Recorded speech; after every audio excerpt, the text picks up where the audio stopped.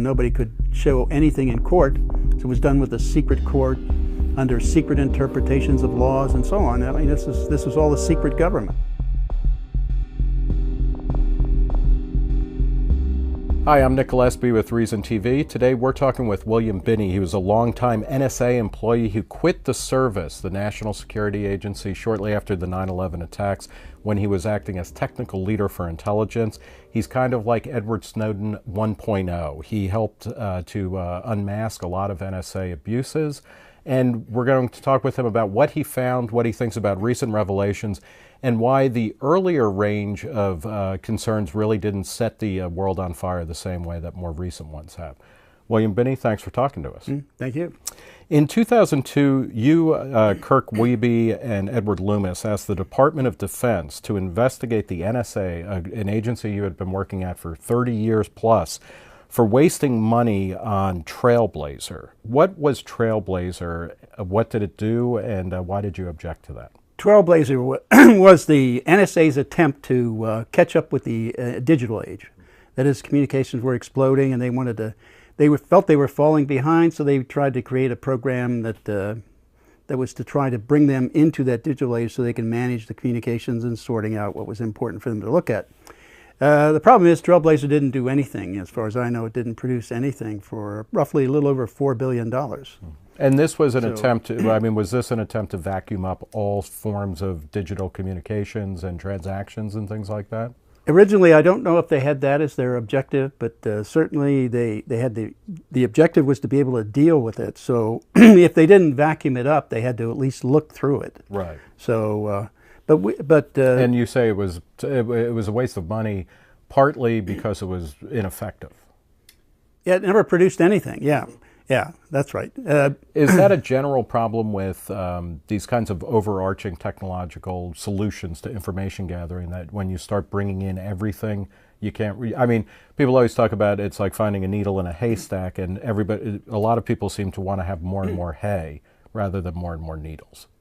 Yes, that's part of the problem. The other part is they brought in contractors from the outside, engineers and computer scientists and things like that, to solve what is fundamentally an analytic problem. So they didn't have the expertise to solve it, and yet the NSA was outsourcing the job to do that to contractors who didn't have the background. What do you mean by that? How is an analytic issue separate from collection of data? Well, for example, the public switch telephone network. If you want to address that, how do you pick out the public switch telephone network? All the things that are important for you to look at as an analyst to report on. That is, if there are just terrorists calling into somebody in California and somebody in California calling Yemen or something like that, then how do you figure out what's important in that data to pull out so that your analyst can look at? Well, you have to know the public switch telephone network is organized, the numbering scheme for the worldwide plan, and know how to look at blocks of allocations of numbers and which ones work with other numbers, and basically building social networks. That's an analytic issue to target. And then you say these are the groups of targets I want from that data. So then that becomes your priority list of targets, and you list them for them to sort out as you see them. And we'll come back to this, but so that's the beginning. It's analytics is what tells you what information you should be looking for. It makes it possible for you to smartly do it. Yeah. Okay, and you had proposed, or you were a champion of a program called ThinTread, as opposed to Trailblazer, and I assume that was something that would allow you to focus on information you thought was obviously important. Yes, in fact, we had that one running on 3 different sites, full time, 24 hours a day for in late November 2000. We had all the system running all the way back to the analysts and into the databases. So we had the entire problem solved. Why would the NSA say, yeah, that's nice, but we don't want that. We're going to go with a big program that costs more money but doesn't get any results? Well, because it helps build their empire. Right. Okay, adds more people to the government rolls, adds more contractors, more contracts, more money. Right. So the budget goes up, so you get a bigger budget, you get a bigger organization. That's what it... Now, you were extremely frustrated that the NSA, or that the American intelligence community, did not manage to provide the type of intelligence that would have prevented 9/11. Did that play into your decision to leave? Fundamentally, yeah. It's all really wrapped together, because when you have an agenda that focuses more in a corrupt way, building contracts and so on, instead of focusing on solving the mission, which is intelligence, and then predicting intentions and capabilities of potential enemies, terrorists and so on, so that you can stop it. When you focus on money acquisition as the main issue as opposed to intelligence production, you're defeating the entire purpose of the agencies. And you have talked about, do you have evidence, or was this work that you were doing before 9/11, or before the war on terror was kind of officially inaugurated, that the NSA and other intelligence agencies were actually doing kind of mass gathering of data and surveillance on Americans? No, in fact, that was one of their major problems. They couldn't collect enough. That was they only were doing minuscule amounts. Mm-hmm. On America, or people in America. Well, on the on the internet. Mm-hmm. Or the phone networks were much more easy to manage because they had the telecommunications company helping them. Right. But the internet was a total different story. So they had to build that one. That's what Trailblazer was all about, to try to catch up, acquire that. And to catch up with the rates. And they called it the volume, velocity, variety problem. Mm-hmm. Like in the internet, you get voice over IP, video, all kinds of communications, file transfers, chatter, email, all kinds of things. So that was the variety. Mm-hmm. Velocity is going to speed of light, and volume means there's a lot of it. Right. So, but with thin thread, we looked at that as those are all positive things. Volume means you get more data to look through to find your targets. You get more data on your targets. Velocity, of course, means you get it faster, and variety means you get more aspects. All of that's positive. So that's what we leveraged, and that's what we had working before 9/11. Right. Do you think that the U.S. should have been able to stop 9/11, or at least uncover the plot? Absolutely. Yeah. And so, was the primary failure, because you hear about this, and when we looked at the actual kind of coordination of agencies between various FBI bureaus and whatnot, it seemed like it was tantalizingly, tragically close to having the plot, or at least some of the conspirators, stopped beforehand. Is it a human failing? Is it a technological failing? Is it a political failing? What allowed 9/11 to happen? Well, I think it was probably a mixture of all of that. Yeah. Humans, because first of all, a lot of the material they didn't recognize, or they didn't see in the database, because they had a lot of data at the time. They thought they had a lot of data, but it really was only probably 1/10 of 1% of what was really out there. Mm-hmm. So they, even with that minuscule amount, relatively, they still couldn't find information. Right. So it was still sitting there, so the humans couldn't get it. And the technology issue was one of automation. That is, we had to build in automated processes that would go through that data to pull out what was important, what we knew about, and things that were related, so that then we could push that to the top of the queue of analysts to look at. Talk a little bit about, so let's say you're sifting through networks that include telephone calls, numbers going in, because we're talking here not about actually listening to the calls, but about the metadata, right? About who called whom, when. That's how you would select the information out to record. Yeah. Right, and then there's also internet traffic. Walk through, how do you possibly figure out, like how do you blend those together so that, people who are terrorists, you know where to look for them? First of all, in the telephone network, the entire scheme for the world is uniquely numbered. Right. That is, Zone 1 of the world is the U.S., Canada, and some of the islands. Zone 2 is Africa. Zone 3 and 4 are in South and North Europe. 5 is South America. 6 is Australia and Southeast Asia. 7 is Russia. 8 is the rest of Asia, China, and Japan, and so on. And 9 is the Middle East and South Asia. Right. Those are the numbers, like in your phone book, when you dial long distance, you hit 1. That means you're in zone 1. Right. If you go international, you have to dial 01 or 011 here in the United States for operator assisted or station to station. Then the next number you have to dial is the switch for the zone of the world. So so everything is tracked, and there's similar IP addresses on the internet also. And all of these things have to connect. After all, their machines routing this, so you have to tell them exactly what to do to get the ends connected in the world. So that's how you make the judgment of who's communicating with who. But then does it start with knowing that, okay, in, in Munich, there's a guy, that actual field agents know is in Munich and has terrorist ties? That's like a seed. Yeah. And that seed, then you'd look at all his phone calls, who he communicates with that number, or his email address, IP, or username, service provider, a combination, that kind of thing, or machine access code number. So there's a whole lot of ways you could do that, but that gives you the way of pulling back together all the information that involves his communications, either in phone or email, or anything else, really. If he wants to visit something, you could still track it by that IP or things like that. So that then allows you to collapse all of the social network of that particular person back together, so you know their entire environment just from the metadata. Right.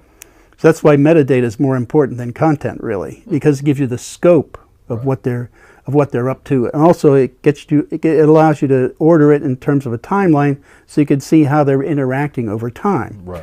Whereas content won't necessarily do that for you. And so, and I assume then that if you see suddenly somebody's placing a lot of calls, or a lot of long calls, or intermittent calls, or emails, or whatever, someplace you assume that something is up. That's the first key, and then you focus in on it and try to figure it out. Yeah. Okay, in 2005, you helped the New York Times, or you were involved in a New York Times investigation, an expose of the NSA warrantless wiretapping program that caused quite a scandal in the Bush administration. In 2007, you were investigated by the FBI about possibly leaking national security statements. You were cleared of all charges, but you were also raided by the FBI. What were they looking for? And did you actually leak state secrets? Now that you're cleared, you can tell us the truth. No, in fact, they knew I didn't. Okay, because they had Stellar Wind, they had all my phone calls and emails. Stellar Wind. Stellar Wind was the basic reason I left NSA in 2001, because that's when they started to take the program that I did to do social network reconstruction of everybody in the world, and to direct that basically against everybody in the United States. That meant they were basically putting a pen register on every phone number in the United States. Pen register is like they call it a trace and tap, where I put this device on your line and I can monitor who you call, how long you call them, and the NSA historically or statutorily is not supposed to be looking at things within the United States, except under very rare or very specific warrant, circumstances. Yeah, a warrant built on probable cause. Right. So and we'll get to that, because that's really at the root of all this. So Stellar Wind allowed the NSA, or rather under Stellar Wind, the NSA started looking in the U.S. when it's supposed to mostly be looking out.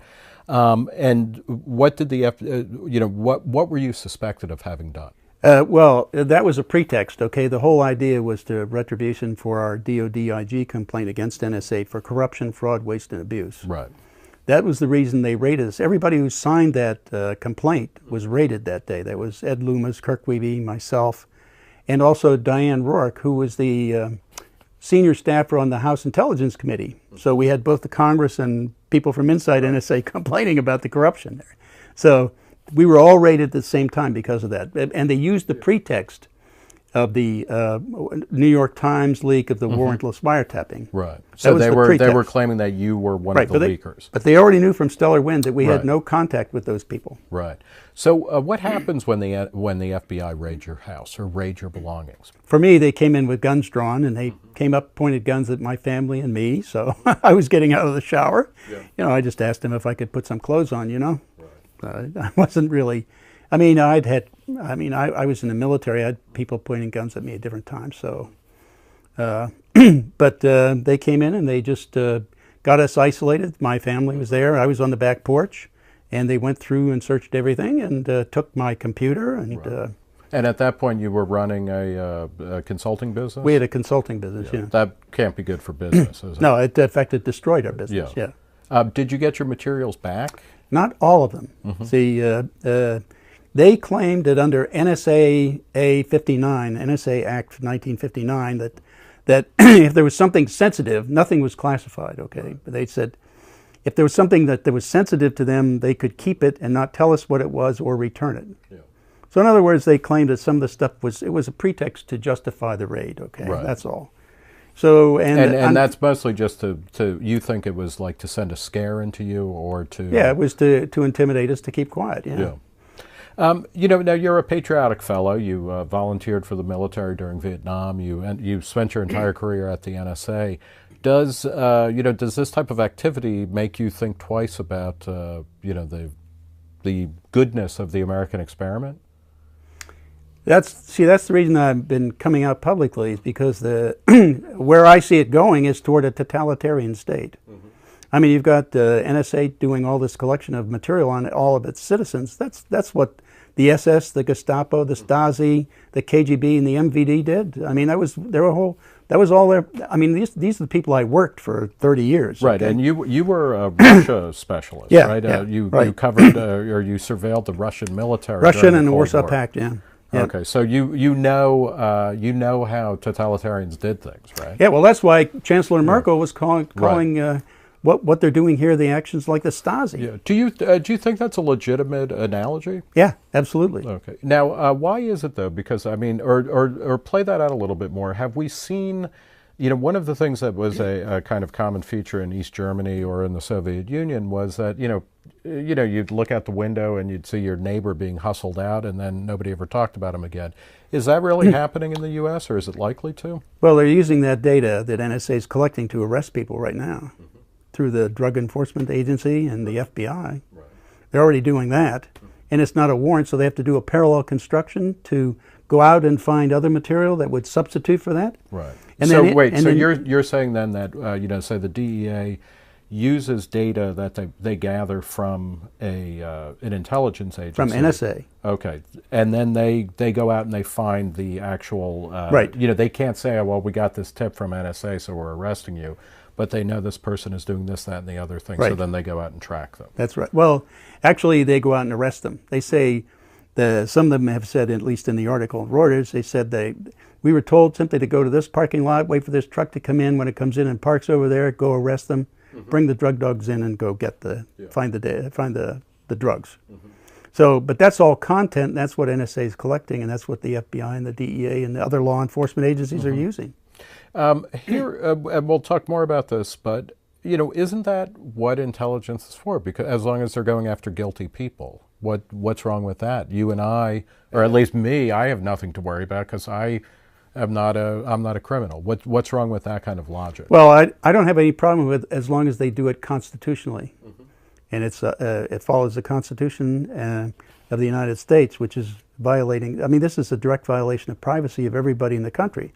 I mean, after all, there's so many laws in this country that you can find some law you're breaking. Right.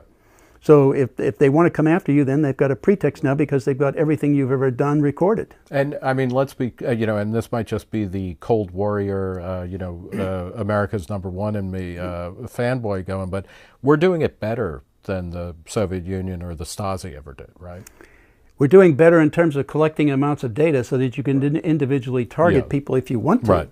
We're not doing very good at stopping terrorist attacks, for example. Yeah. Okay. Well, how is that then? I mean, if the government is capable of surveilling basically everything everybody is doing, how does that not lead to stopping every possible terrorist act? Because fundamentally they have to do it manually. That's what the White House Big Data Initiative was about a year and a half ago. That initiative was soliciting private industry to come up with algorithms to go through big data sets and find important material in there and tell them what is important in that data, because otherwise they're reduced. Like right now, they have to do it manually to a certain degree, which means they're limited in the capacity. So if you draw the analogy on this needle in the haystack, well, if you're looking for that needle, it doesn't help at all to make the haystack orders of magnitude bigger. Right. It only makes the problem orders of magnitude harder to find it. And that's why they're fundamentally failing. They're causing themselves to become dysfunctional. But you also argue essentially that that's kind of the point, that they want to have a bigger and bigger haystack because that's where their empire, that's where their power is, not really in actually finding the needles. That's right. Yeah. That's the real problem. That's why I had to leave there, because it was all built on corruption. Well, so now you are a whistleblower. You went through, you and your colleagues went through official channels. Was that a wise decision? Well, you know, since I always viewed the United States as we the guys who had the white hats, you know, I thought, gee, well, you know, if the people downtown and different congressional committees knew about this, they would start to fulfill their oath of office to protect and defend the Constitution, and would do the right thing. And if not there, then perhaps through the IGs and so on, or through the courts, we could get that done. So we kept trying for the better part of 7 years to make that known, to try to get the government to start to address some of its criminal activity. Right. But instead, they went the other way, and they to the dark side, basically doing retroactive immunity for the crimes for the telecoms, the crimes that they were committing, and basically keeping everything else secret so nobody could show anything in court. So it was done with a secret court, under secret interpretations of laws and so on. I mean, this is all a secret government. Talk a little bit about the telecommunications companies, which were handing over data to the government, and then they were given immunity because most of them had terms of service where they weren't supposed to be doing that. Do they really have a choice in any of that? I mean, if the government says, I mean, what are the options? Well, the options were to say, give me a written warrant, then I'll fulfill the warrant. Right. That's what the CEO of Quest did. Right. Of course, now he's in jail. I mean, That's they targeted him. So, you see, if you don't do what the government wants, they can target you. So, well, let's talk about Edward Snowden, because he, you know, and there's a host of questions, because he is clearly building on, the, you know, on the actions, or he learned from your experience and people like you experience. Was he wise not to go through official channels? We were a clear demonstration that official channels didn't work. I mean, they just simply don't work. Right. I mean, if you do like we did, or like Tom Drake did, you know, they attempted to indict us 3 separate times during the period 2007 to 2009. So, but they failed because we had exculpatory data, and we actually were threatening them with malicious prosecution if they tried that. So they dropped everything on us. But they didn't. They still had Tom Drake, and they and explain who he is and how he was still a senior executive at NSA and was still working for the agency at the time. In 2007, he was raided 4 months after we were, so he was a supporter of the Thin Thread program too, and also, but he talked to Siobhan Gorman in the Baltimore Sun about some of the corruption and waste and fraud. And that was considered leaking of you know, sensitive material. That's what NSA considered it. Right. However, if you take the strict reading of Executive Order 13526, Section 1.7, which is the executive order covering classification for the U.S. government, you cannot cover up a crime, fraud, waste, or abuse by classification. So, it's not really. Right, right. I mean. And that's on a certain level, you're hoping that's what you get to that would be argued in a court. Yeah. Right. So, Edward Snowden, you've been critical in some of your discussions of what he's doing. You think that he has absolutely provided a public service in bringing to light in a way that is unescapable, particularly the Verizon warrant, or rather the order for Verizon that's come to light in over the past year. You are critical that when he starts talking about how the U.S. is surveilling other foreign countries, that, you know, that might not actually be very useful. Is that right? Yes. For example, the back doors and things like that in different systems. The fact that it's happening, I mean, I think every country in the world tries to do this. And they try to market products with their companies around the world with these back doors in them. So I mean, it's not... and by backdoor, I mean, essentially that's a way where a particular country intelligence service can basically skip into whatever somebody's doing using a particular piece of hardware or software. Right, because of implanted software that would allow them to manipulate and everybody's those doing that. And so and essentially, I mean, I guess what I'm getting at is that you are not anti-NSA. You are anti the way NSA, or the way that surveillance and intelligence is being gathered now. Yes, because they moved away from targeting the groups that were doing bad things, or militaries, or governments, things like that, into collecting information on every individual in the world. Right. I mean, when you do that, not only do you make yourself dysfunctional because of the volume of information, but you're also creating this totalitarian process and spreading it around the world, which is infecting all the democracies. Here, I mean, you started at the NSA in 1970? As a civilian, yes. Okay. Right. So, throughout, over the course of the 70s and during the Church Commission hearings and various other hearings about things, we learned that the NSA had actually illegally been opening all sorts of mails, telegrams, communications, listening in, on hundreds of thousands, if not millions of communications. Why would you be surprised that they are, suddenly the NSA, once it can gather data on everybody, that it would start to do that? I mean, it seems kind of naive on your part, isn't it? Well, no, actually, if you stick with the charter of NSA, it's to do foreign intelligence. That's not foreign, that's domestic. Right. So right up front, that doesn't meet the charter. Yeah. Secondly, it's pointless to do that because those aren't real threats. Right. I mean, the real threats were at the time in the Cold War, it was the Soviet Union, the main one, and right. China, and so on. Those were the opposing militaries and major threats in the world. Right.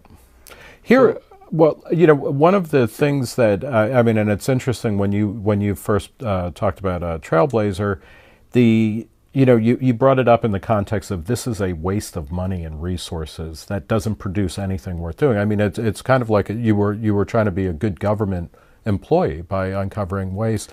Yeah. Here's a question. I mean, is the NSA so inept? And we hear this about things like the FBI spent years and billions of dollars trying to update its computer system. It was a complete failure. The CIA did not understand that the Soviet Union was about to collapse or the Berlin Wall was about to come down. I mean, there's these high-level instances of incompetence. And then when you get to someone like Edward Snowden, if the NSA is any good at what it's doing, how did it allow him to get in and get out with what, some NSA officials are saying, like, he took everything? I mean, is the NSA a fundamentally incompetent agency?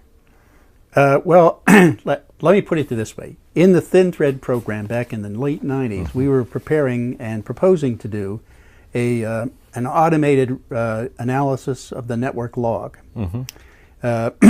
That meant if you set up a communications network inside mm-hmm. with a bunch of computers on it right. and servers, then when anybody sends a line of instruction down that network, it always gets logged. Like if you hit mm-hmm. if you hit your mouse, that click will send an instruction mm-hmm. down the line, or if you type something into your computer, hit return, that sends an instruction down the line. Right. All that could be mapped back to your position because it carries mm-hmm. your MAC number and IP right. and so on. Right.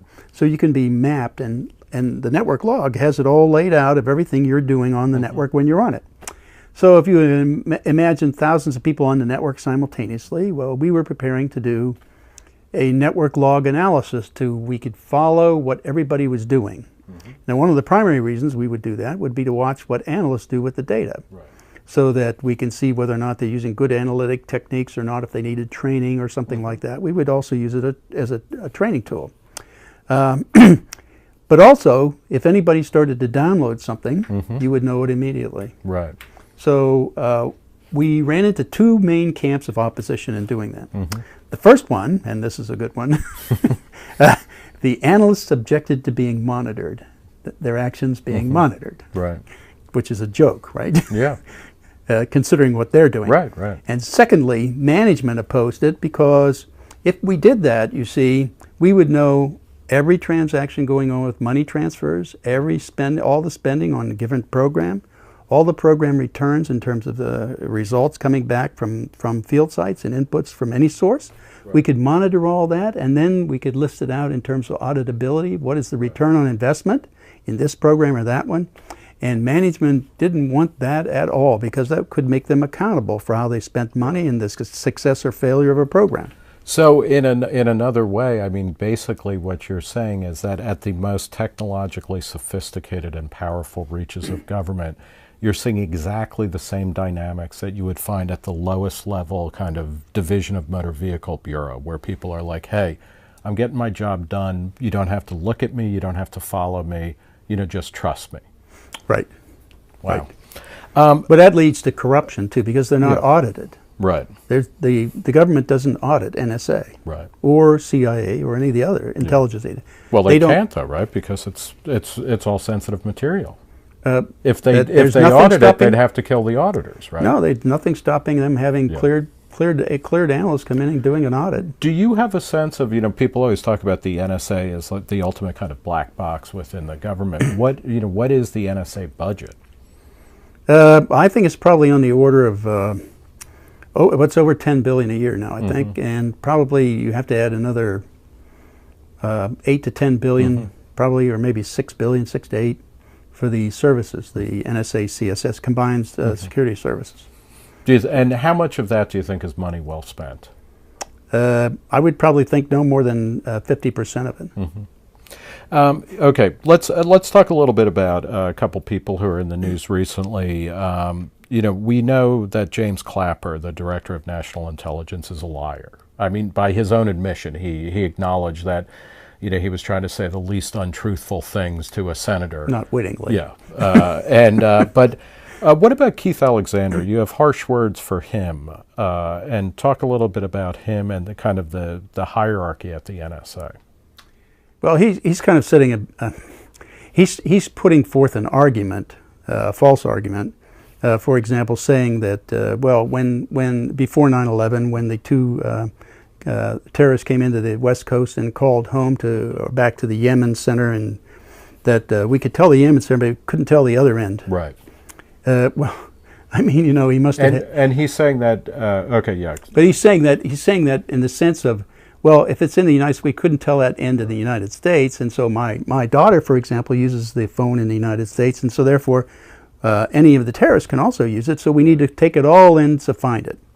Well, that's predicated on the assumption that you can't tell what the end is in the United States. Well, that's simply false. I mean, now, was he saying he couldn't tell the end because the NSA was blocked from tracing the call back? No, he just was saying it outright that we couldn't tell. Now, that was simply false. I mean, we could tell exactly who it was. That was all in the collection database.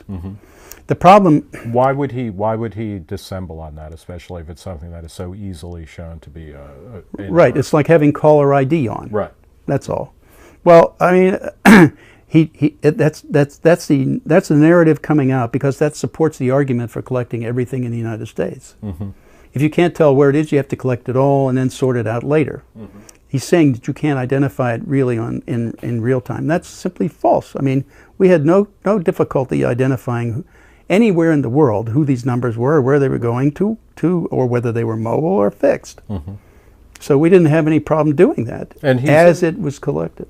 He is. I mean, you would say that he is saying that knowing that he is wrong. Yes. I mean, okay. So he's setting an argument. He's trying to set up a false syllogism to argue, to continue doing what they are doing. Right. Is there a way for the NSA to actually collect data within the United States, or which would not just be blanket, a free blank check to do whatever they wanted? Yes, I mean, we had proposed that, and we left those principles with them when we left. Right.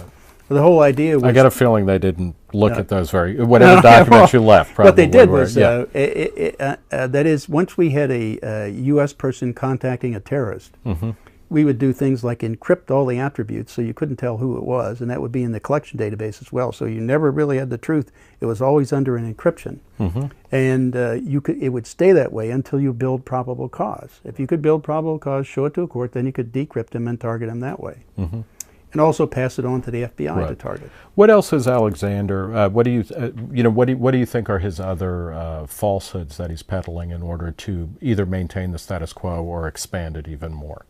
But he also said things like we didn't have the capability to connect the dots before 9/11. That was false. Yeah. I mean, that program connecting the dots was there, running and well. And they took that program and used it to do all the spying on U.S. citizens and everybody else in the world. That's all the same software. Was that a larger argument within the kind of intelligence community generally? Because, I mean, a lot of the things that ended up being written into the Patriot Act had been asked for by the CIA, by the FBI, by other agencies before 9/11. One of which was, we couldn't communicate among agencies, and that's why this all fell through the cracks. You're saying that that's really not quite accurate? No. Plus, in fact, they didn't write all that capability into the Patriot Act. They had to have a secret interpretation of Section 215 of the business records part. That secret interpretation let them do that, not the law. I mean, Representative Sensenbrenner, who wrote that thing, said, we were never intended you to be able to do this. Right. And in fact, if you take the words literally, it doesn't say that. It says, and it doesn't say what? It says in Section 215 that you're authorized to go for any data relevant to a terrorist investigation. Right. It doesn't say you have the relative to a terrorist, and it doesn't say potentially relevant. Right. That's the way their secret interpretation goes. That means that everything's potentially relevant. And that means, I mean, this is at the source of the ability of the government through various agencies to simply assert that there is a relevance, and hence we have an absolute blanket right to do whatever we want. That's right. Yeah. And it applies to everything. So that's why they did this bulk collection of information.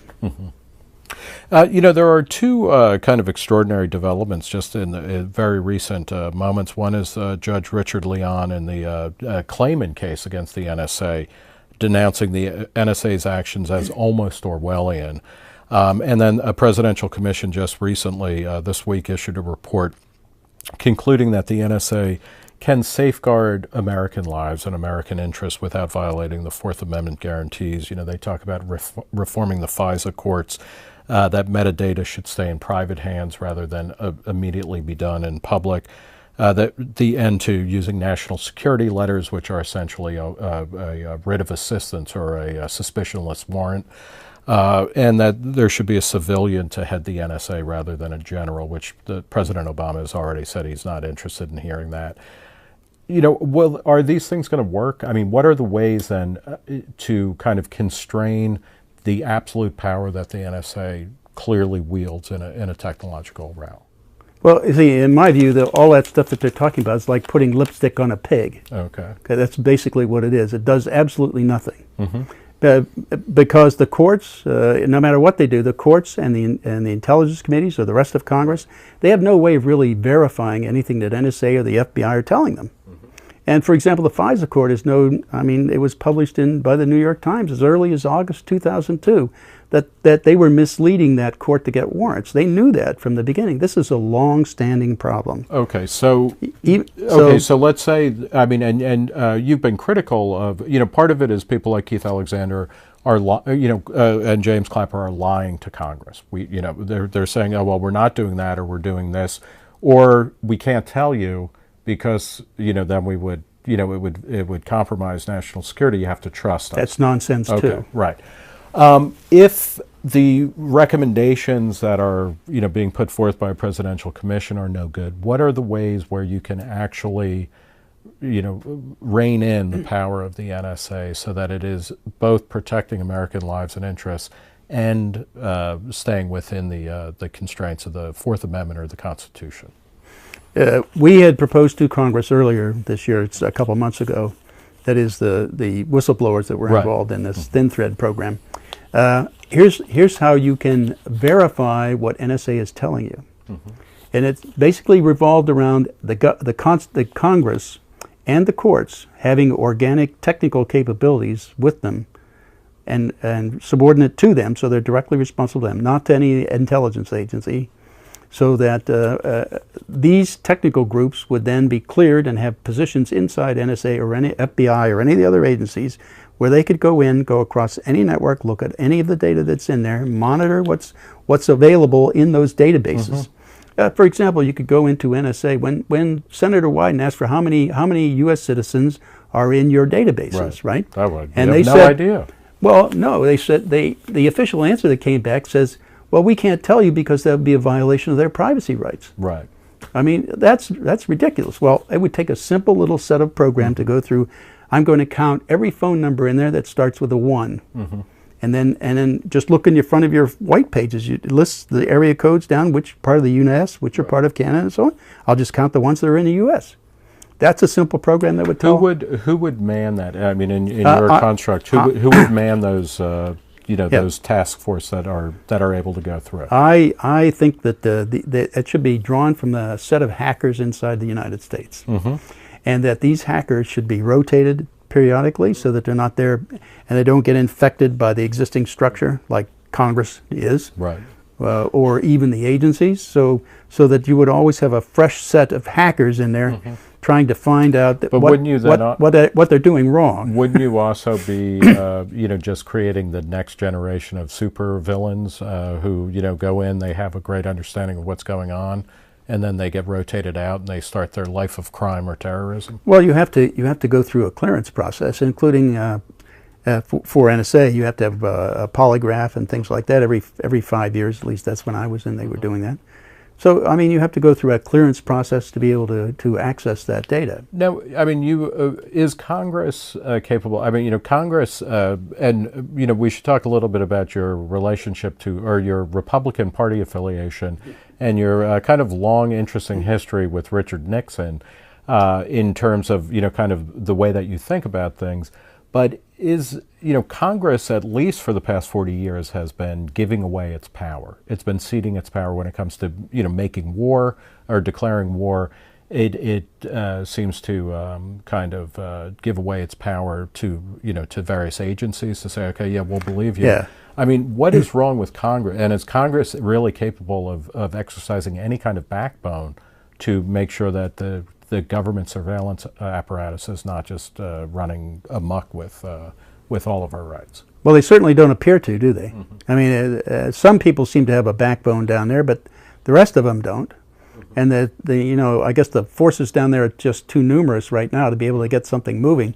That's why we need to fire most of them. Yeah, are there heroes in Congress or in the government that you can point to? Well, some of them are even Democrats. I'm a registered Republican for about 50 years, but I would say there's even some Democrats down there, like Senators Wyden and Udall. Right. Those folks, and Rand Paul. Right. Some of the other younger Republicans.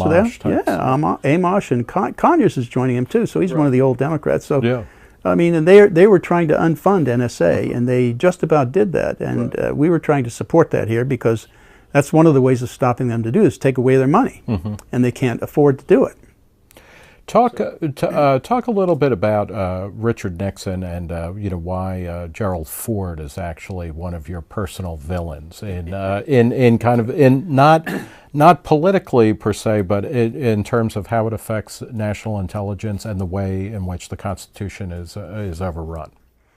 Well, after the Watergate affair and the Church Committee started investigating, they found out about Program Shamrock, which was a program monitoring telexes being sent inside and out, into and out of the United States. It was run by Western Union and various other things. And they were giving copies of all these telexes and so on to NSA to analyze. And they'd been doing that since World War II. And then there was why was that illegal? Because it's collecting information on U.S. citizens without a warrant. That's a Fourth Amendment violation. So there's no probable cause. They had nothing probable cause. They were just taking it all. Right. And the same was true with Minaret, a program started under Nixon to monitor, war protesters and people like Martin Luther King and John Lennon and so on. There was a similar program. The COINTEL program was started in FBI, and Chaos, I think, was the CIA counterpart. So they all had programs running to spy on U.S. citizens that were that had no probable cause. Right. So when that was breaking, of course, I thought that Nixon should be impeached for that because it's a violation of constitutional rights of people. So he eventually was impeached, and he was under indictment after he resigned and would have been going into court until his reappointed President Ford pardoned him. Well, when he did that, that said to me and to every other president following him that they have a get-out-of-jail-free card, and it's the next president, because every president has to support the other one because they may have to make tough decisions, without accountability. And so that took that accountability away. And so I blame all this on Jerry Ford. And so when he came up for election, I voted for our peanut farmer down there. And I can't imagine that you were happy with the way all that. No, I wasn't. But I also voted for McGovern instead of Nixon on the second go-round. So well, let's talk about successive presidents, because your first brush with kind of whistleblowerdom took place under the George W. Bush administration and the George Bush years. Our replacement years. for George III. Right. And that did not go well, and Bush was doing warrantless wiretapping. He was trying to really push the limits of executive power, and in many ways unaccountable power, certainly within the intelligence. In secret. Yes. Now, Barack Obama, is he as bad? Is he better, or is he worse? Well, I think he's doing a lot more. So, like President Bush, he wanted to capture the terrorists, to torture them and get information. Right. Obama just wants to kill them. Right. So, and plus Obama is doing much more in terms of look at all the PRISM program, all that development over time. Most of that occurred in his watch, and that's why they're now building Bluffdale, a large storage facility under him, and building more storage over his 600,000 square foot facility over here at Fort Meade. So all this is happening under President Obama, and that's because they're collecting so much more data. Do you think that Obama, and now one of the things that is a kind of bitter irony is that Obama did not come in saying, hey, you know what, I'm better than George Bush. I'm going to collect 10 times as much data. I'm going to spend 10 times as much money. He came in saying, I'm going to be the most transparent, run the most transparent administration ever. Does he understand what's going on, or is he, like a lot of congressmen, just kind of, in a haze of, what he's being told by people who won't actually let they won't let him into the champagne room, but they'll tell him, look, it's really important in here, but you can't come in and see it. I can only guess, okay? I don't know for sure, but certainly I had a lot of hope when he came in because he was a constitutional lawyer. I thought he would see, okay, these are the violations of the Constitution. Let's correct them. Yeah. Or here, these are the limits of the Constitution. Here's how we exceed them. Yeah. Right. Well, but do you think? I mean, is this a knowing practice on his part, or is he just being faked out? You think? I think when he took office. Right. One of the first things he does is he gets a security brief from all of the intelligence agencies, and they list out all the threats in the world and the things that they're doing to oppose the threats, and so he has an understanding. And I think what that did was probably scared him and maybe bamboozled him into thinking that they spout their narrative, and he buys into that. So once he buys into that, then he's locked, right? And so he's stuck with them. I think that's the way it happened. Do you, we've talked a little bit about, okay, maybe we have a group of hackers or people who are answerable directly to Congress, who have absolute access to whatever the intelligence agencies do. All of Congress, not just committees. Right. I mean, that was the problem. See, when you just went with the intelligence committees, they controlled what the rest of Congress understood. Right. That's not good enough. And I mean, I guess you're saying then that if we can't trust our our congressional representatives and our senators with what the government is doing, we are really asking for a hell of a lot of trouble. They can't even trust themselves. Yeah, right. I mean, the agencies are lying to them. I mean, we've seen it already time and again. And they lie to one another, and they also lie to the administration. The administration lies back. So are you optimistic? I mean, because, in many ways this past year has been horrifying because of the revelations of the extent and the depth and the breadth of what the NSA and what other agencies within the government are doing and how they're misrepresenting that. On the other hand, we know about it now, and people seem to be genuinely outraged. Gallup just released a poll that showed a record number of people in the 70% range think government is too powerful. What is the role of educating the public in terms of outrage to kind of stem these abuses? Well, I think the role is we need to ensure that we get rid of all those people who've been there too long. I mean, that's what people need to realize, that this comes about because people are entrenched in the government, and you need to get them out of there. What do you mean by that, though? Is it like 5 years and out? Is it 20 years? Is it when they demonstrate that they've gone? I would say no more than 8 years for anybody. 4 years for, I guess you'd have to go 12 years for a senator.